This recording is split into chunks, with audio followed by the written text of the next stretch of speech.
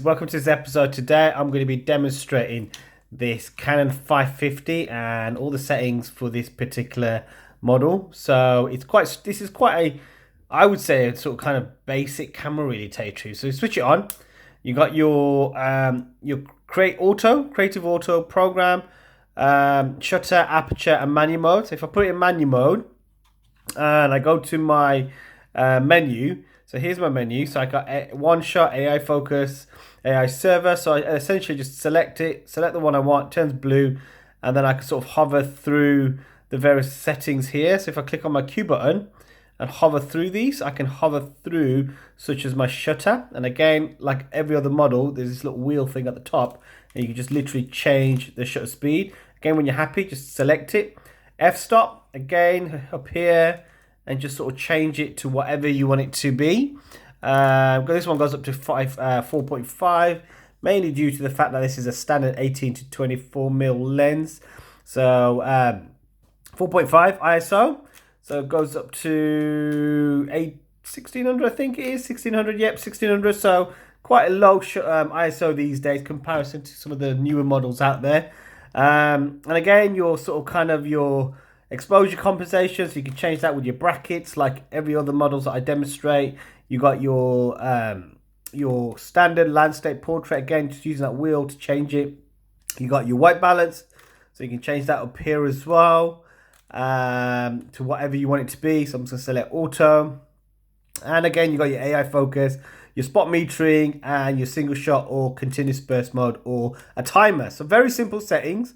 And I am in manual mode at the moment. So if I go to auto mode, so which is a little green symbol, base is fully automatic. You can change certain things. I think it allows you to change. Well, no, it doesn't allow you to change anything, to tell you the truth. I think the only thing it allows you to change is the amount of shots you can take. So it's fully automatic. And you got your filming mode over here as well. So if you go to filming mode, and again click on that button there, it gives me some options to change some filming settings. So if I click on menu, for example, I can change the file size.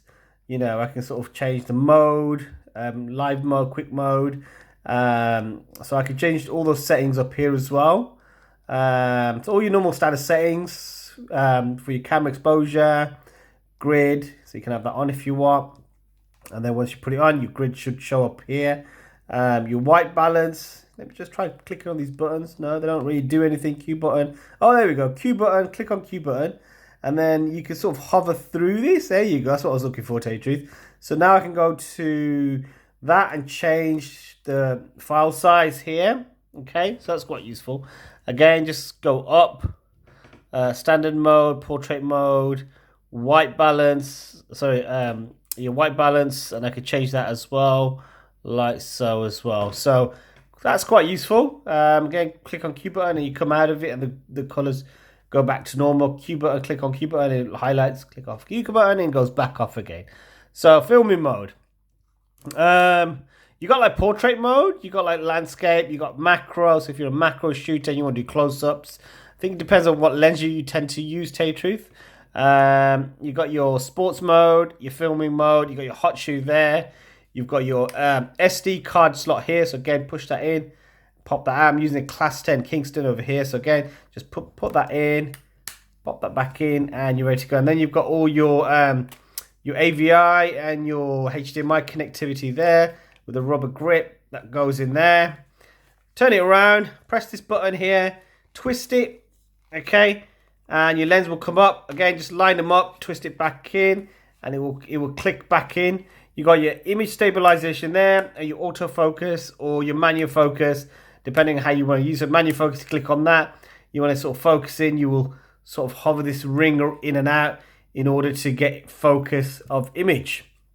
So yeah, guys, simple settings, very dead easy to use. Your battery's over here.